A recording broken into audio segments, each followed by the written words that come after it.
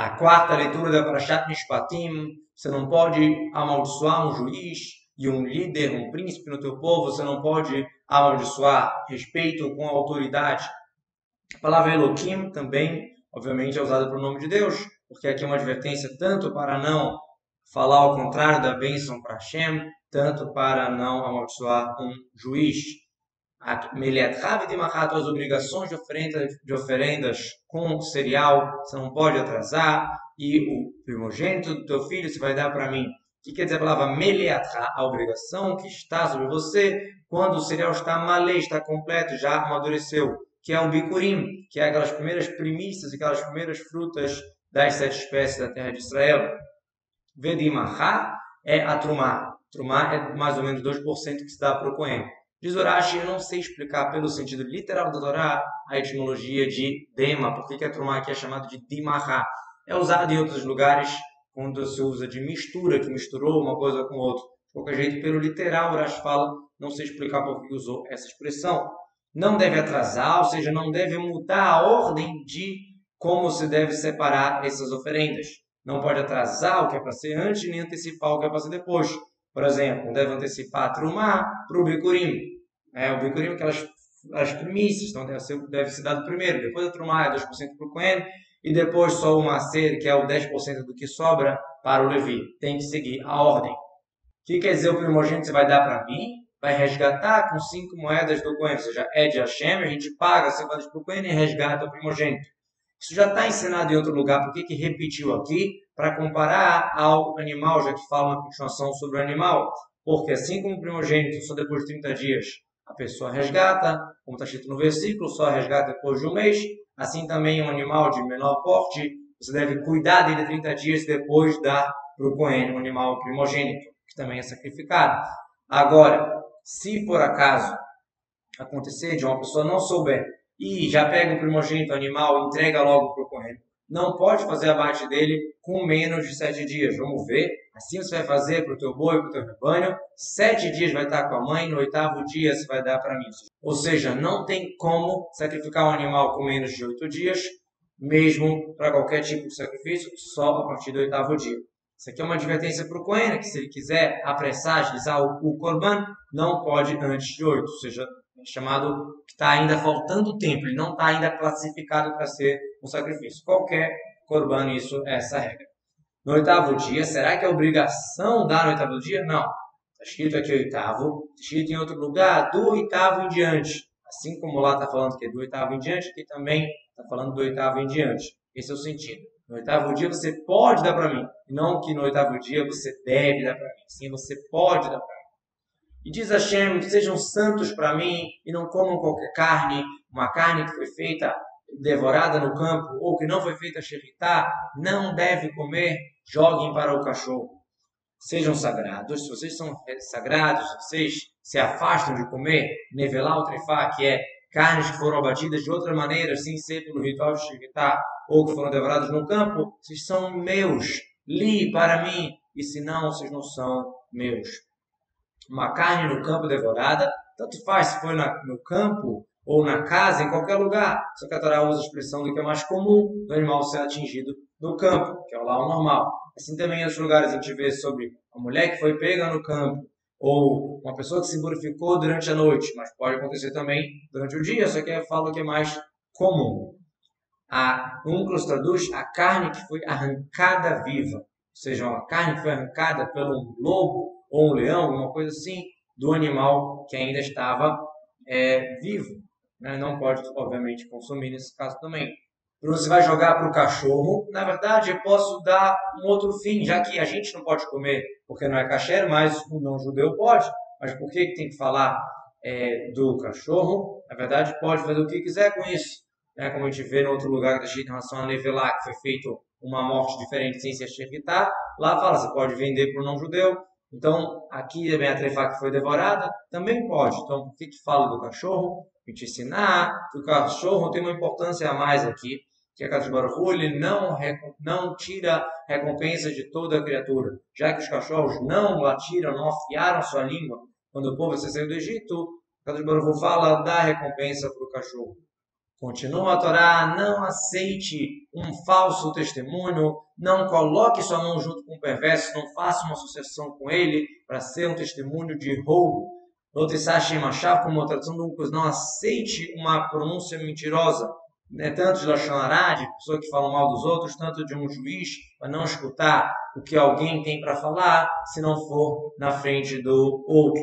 Não pode colocar sua mão com o rachá, ou seja, a pessoa que está lá argumentando, acusando alguma coisa de mentira, você não pode falar, eu posso ser testemunho, ou seja, fazer parte, né, ser um Eid Hamas, testemunha de mentira, de falsidade, de roubo. Você não deve seguir a maioria para uma coisa ruim, não deve responder sobre uma briga para desviar, atrás de muitos para desviar. Vamos já ver o sentido disso aqui. Só uma explicação bonita que diz que a quantidade só é importante quando é uma coisa boa. Não siga a maioria para uma coisa ruim. Tem muita gente que faz um monte de coisas que são muito erradas. Tem milhões de pessoas que seguem coisas erradas. Não quer dizer que aquilo ali virou bom. A quantidade só é bom quando tem a qualidade também. Como, por exemplo, aqui está falando do tribunal rabínico, que tem várias opiniões, uma discussão. Se a maioria falar uma coisa, fica como a lei, como a maioria falou. Porque todos são sábios. Se eu juntar um monte de ignorante e perguntar uma questão e seguir a maioria, eu obviamente vou fazer uma coisa errada, porque eles não podem entrar nessa conta, porque não tem a mínima qualidade. Então, a quantidade só é boa com a qualidade. Tem nesse versículo várias explicações dos sábios do povo de Israel, a questão de seguir a maioria, etc. Mas nem todos combinam com o literal do versículo. Urashi vem explicar o literal. Por exemplo, daqui a gente aprende que quando a gente quer decidir culpando alguém, a gente não culpa se for só um juiz a mais. E o versículo que fala segue a maioria, está falando que se tiver dois juízes a mais falando que a pessoa merece a pena de morte, por exemplo, então ele vai seguir, né, em caso de pena de morte. E o meio do versículo que fala Lotanei al-Riv, os sábios explicam al-Rab, sobre o grande mestre, o sábio do Beitim, do tribunal, mais especial, que a gente não pode discutir com ele. Por isso que no tribunal, primeiro se perguntava para os menores, para eles falarem a opinião deles, e depois para o grande mestre. Então, essa explicação, de acordo com os proximidades de Rahamim, seria assim o versículo. Não sigam a maioria para o mal, ou seja, para culpar alguém só por um juiz a mais. E não pode discutir com o mestre falando, tem que deixar os pequenos falarem menor, já que a palavra Riv está escrito sem Yuda aqui, por isso que se lê como Rav, como o mestre. E siga a maioria, ou seja, tem casos que segue a maioria quando tem dois a mais falando para culpar, ou no caso de para absolver também, para seguir a maioria. Diz que está escrito, não segue a maioria para o ruim. Eu entendo que para coisa boa, sim. Ou seja, se tem uma discussão entre os sábios e a maioria está falando que esse homem está livre, nesse caso, mesmo que é um a mais, já é suficiente. Já para culpar, precisa de ser dois. Uma segunda explicação seria o que o Unclos, tradutor, colocou aqui. Você não deve evitar de falar uma lei num caso, ou seja, não lotanei livre todo. Se alguém te perguntar um julgamento, você não pode desviar para um lado e sair da briga, sair da confusão. Tem que julgar, tem que falar a verdade. Diz Urashi, eu vou explicar esses versículos pelo literal, assim, dessa maneira. A gente falou a Midrash Rahamim, tradução do Unclos. Então Urashi vai explicar como que fica pelo literal. Não siga a maioria para ruim, ou seja, se você vê pessoas perversas que estão desviando um julgamento, estão julgando um caso errado, e eles são muitos, estão falando que estão fazendo de maneira errada, você não vai seguir eles só porque eles são muitos. E você não pode responder para desviar, a gente falou, ou seja, se a pessoa que está sendo julgada perguntar, você não pode falar algo que é próximo, inclinado para aquilo que a maioria falou, para você não parecer bonitinho. Você vai falar a lei como é que é. Por mais que você tenha uma opinião única e todo mundo está errado, está fazendo o julgamento errado, você vai falar como é, e o colar, a pena, o castigo vai estar no pescoço do público. O colar seria como se fosse a que prende a algema do pescoço, alguma coisa assim. Ou seja, eles estão errando, você tem que falar o que você vê de verdade nesse julgamento, mas que não vai fazer diferença, a culpa é deles.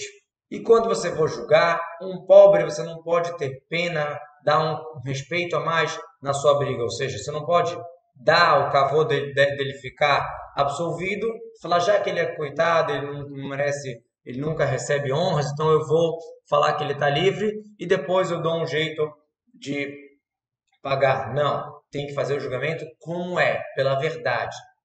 Se você encontrar o boi do teu inimigo, o boi que pertence ao inimigo, ou o burro perdido no campo, você deve devolvê-lo. Veja se precisar várias vezes, se perder de novo, devolver.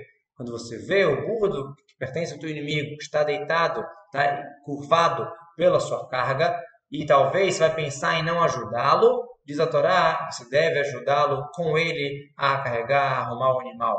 A palavra aqui, que é quando, pode ser usada como talvez, que é uma das linguagens, ou seja, se por acaso talvez você vê um burro, então você acha que você vai deixar de ajudá-lo? Não, deve ajudá-lo. Linguagem de pergunta antes. Será que você vai não ajudá-lo? Você tem que ajudar. A palavra azivá é linguagem de ajudar, como a gente vê em outros lugares, em alguns versículos. Parecido com esse caso aqui do talvez, a gente vê no passo que tomar, se talvez você vier falar, uau, como é que eu vou ganhar desses povos? A mesma coisa aqui. A Torá responde, não tema deles. A mesma coisa aqui. Se você pensar em não ajudar, a Torá fala, sim, tem que ajudar. O Midrash dá uma outra explicação por que fala não ajudar, ajudar, para te ensinar que tem vezes que não é para ajudar e tem vezes que sim. Como assim? Se a pessoa ela é um ancião e é muito difícil para ela e não é cavoto para ela ir lá carregar com aquele animal, então ele pode não ajudar. Ou se for, por exemplo, um animal de um não-judeu com uma carga de um judeu e ele não tem aquela obrigação de parar o que ele está fazendo para ajudar nesse caso. Vai ajudá-lo a fazer o quê? Descarregar daquele burro para não ficar tão pesado, né? Tirar a carga. Interessante que se o dono falar, já que você tem mitzvah, vai lá fazer, não. Com ele, não trabalhar por ele, sim ajudar a pessoa que já está fazendo a descarregar o seu animal.